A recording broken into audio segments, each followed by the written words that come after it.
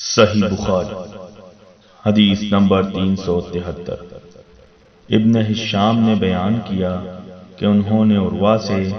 انہوں نے ام المؤمنین حضرت عائشہ رضی اللہ تعالی عنہا سے کہ نبی کریم صلی اللہ علیہ وسلم نے ایک چادر میں نماز پڑھی جس میں نقش و نگار تھے۔ آپ صلی اللہ علیہ وسلم نے انہیں ایک مرتبہ دیکھا، پھر جب نماز سے فارغ ہوئے تو فرمایا کہ میری یہ چادر ابو جہم عامر بن حذیفہ کے پاس لے جاؤ اور ان کی انبجانیاں والی چادر لے آؤ، کیونکہ اس چادر نے ابھی نماز سے مجھ کو غافل کر دیا۔